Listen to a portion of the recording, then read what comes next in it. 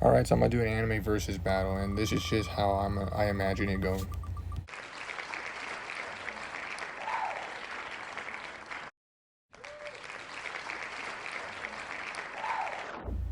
So here's how I think a battle would go down between these two. So let's start off with analyzing their uh, greatnesses and their weaknesses.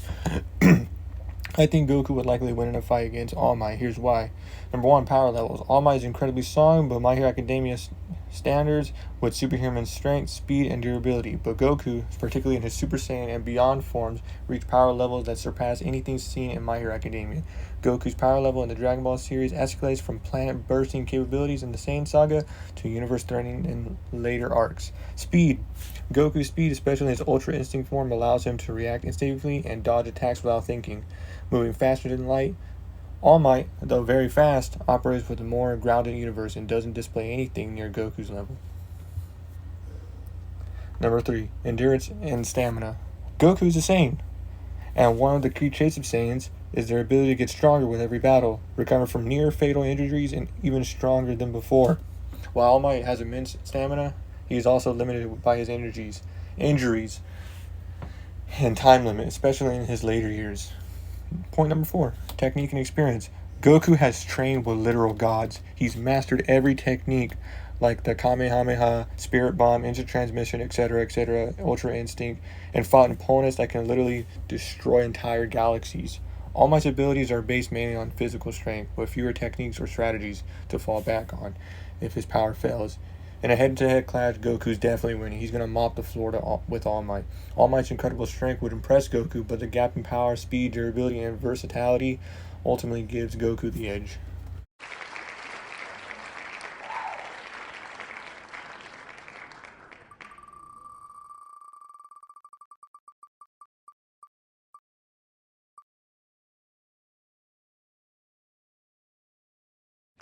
Next up, we got All Might versus Genos. You should already know how this battle ends, but if you don't, I'm going to explain to you why I think it will go the way I think it does. So, All Might versus Genos. In a battle between All Might from My Hero Academia and Genos from One Punch Man, the fight could go one way, and that's Genos winning. And I'll explain to you why. Number 1, strength. All Might is renowned for his overwhelming physical strength. For example, he can separate clouds, he can split the ocean in half, blah blah blah, capable of smashing through buildings and creating powerful shockwaves. Genos, however, is a literal god, on par with gods. He's the only dude who can stand toe to toe with Saitama. However, is a high-tech cyborg equipped with weapons that also have incredible destructive power, and he's designed specifically for combat. At least as far as I can remember, I haven't read the manga in a while.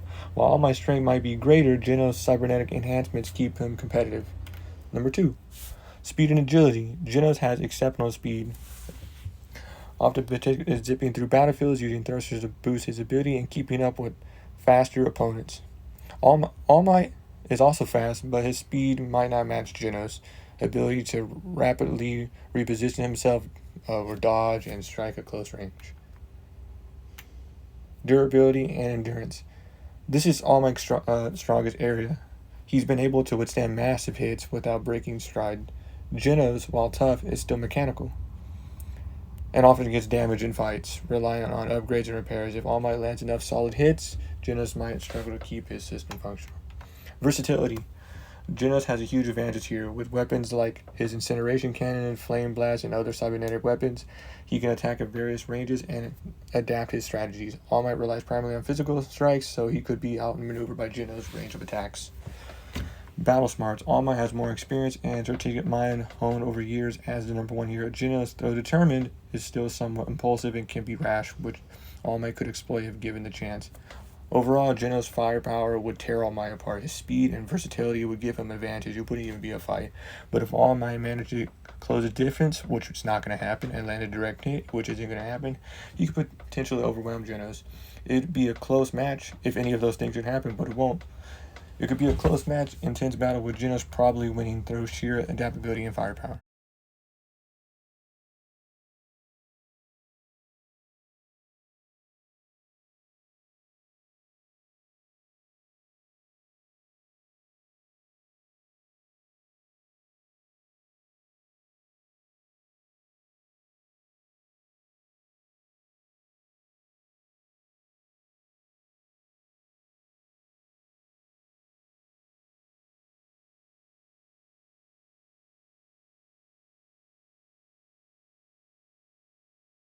Alright, so we got Genos again. Now, as much as I love Black Clover and I love my boy Asta, I'm giving this to Genos. And let me explain to you why. Number one, anti-magic abilities. Asta's biggest advantage is his anti-magic, which can, I guess, cancel out any magic abilities, which can cut through or negate magic, which I just said. Although Genos doesn't use magic, Asta's weapon is also incredibly powerful against non-magic energy attacks. That means the dude was able to slice through a mountain. I'm pretty sure he can slice through Genos, if he can even get close to him, that is.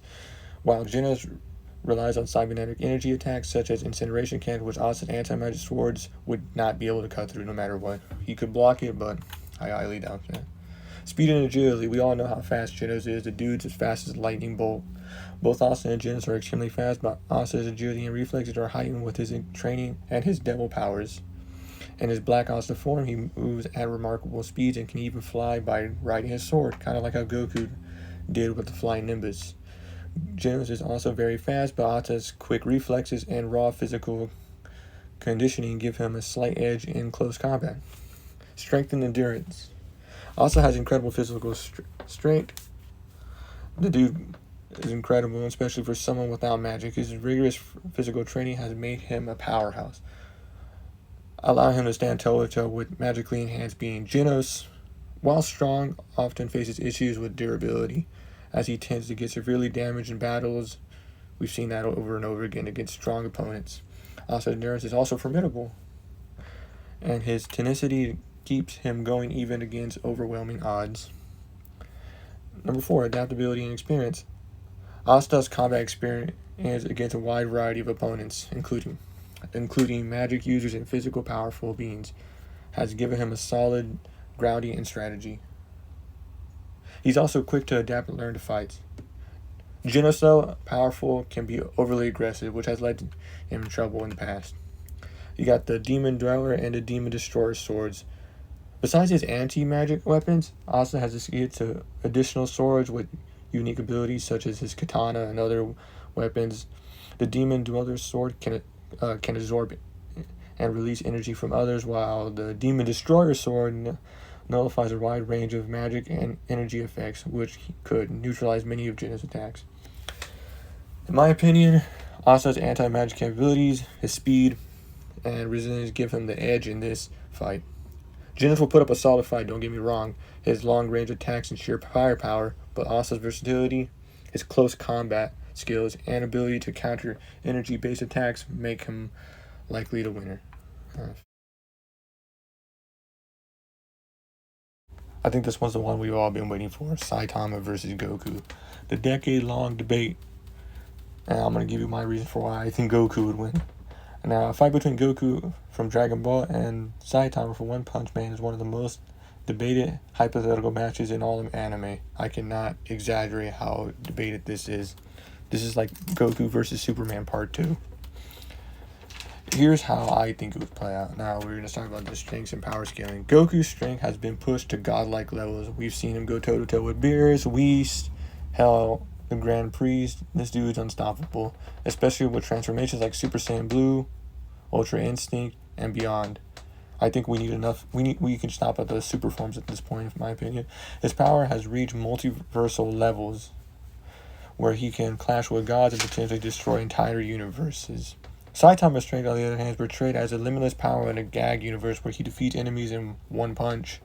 The extent of Saitama's true strength remains unknown. I mean, the strongest we ever seen him was in that fight with, what's his name? What the fuck is his name? Garo, there we go. But he hasn't been shown struggling against any opponent. Durability and stamina. Both characters have constrained durability and stamina. I mean, they're both faster than light, that's obvious, but for different reasons. Goku, as a Saiyan, has incredible endurance and can sustain intense battles for long durations, particularly after training with gods. I mean, after his training with Whis and Beerus, he went to a whole nother level.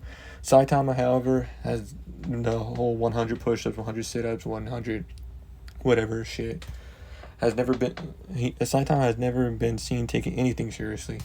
Once, because he's a gag character, obviously. Even in cosmic level encounters, Saitama's durability seems almost absolute. The dude can take a beating. What can I say? While Goku's, although high, is limited by his biology and energy reserves. Speed. Goku's instant Ultra Instinct transformation allows him to move faster than the speed of light and react instinctively. Saitama's speed has also been shown to be immense. He's even jumped from the moon back to Earth in seconds. However, Goku has had extensive experience in fighting faster opponents, while Saitama has rarely had to push his speed. In a universe with objective power scaling, Goku might have the edge here, in my opinion. But Saitama's gag nature makes it combat skills and experience. Goku has many experience. I mean, the show's been running for like 20-something years. Of course he's going to have experience. He has plenty of experience as a martial artist, competed in so many tournaments. He's trained with the best warriors, Master Roshi, Piccolo, all of them, and gods across the universes, and developed numerous techniques. Saitama, while strong, doesn't have any techniques. He's mostly self-taught and relies on raw power rather than combat. In a skill-based fight, Goku would be the clear victor, but Saitama's unmatched power might negate the need for technique, as we've seen him do. Limits. The real difference between here is that Goku's power has limits, while Saitama is not omnipotent, but we haven't seen his limits. In his universe, Saitama always wins because he's a parody of overpowered heroes. If Saitama's gad logic carries into the fight with Goku, he would probably win, as the entire joke around Saitama is that he's unbeatable. So the conclusion, if this battle were taken seriously and without the gag element, Goku's skills, his transformation, and his overall strength would definitely win against Saitama. There's no doubt about it. However, Saitama's concept as a character who always wins, and One Punch Man will likely give him the edge in a cross-multiversal battle, with no limits battle. In essence, if the fight respects the rules of One Punch Man, Saitama wins. If the fight respects Dragon Ball, then Goku wins. Anyways, those are just my thoughts on who would win in a versus battle between these characters. If you don't like it, thank you. If you don't like it, I could care the hell less. Anyways, that's it. What are you still doing here? That's it. That's the end of the video. You can quit now. I got a life to live. Go home. Spend time with your family. The video's over. Stop.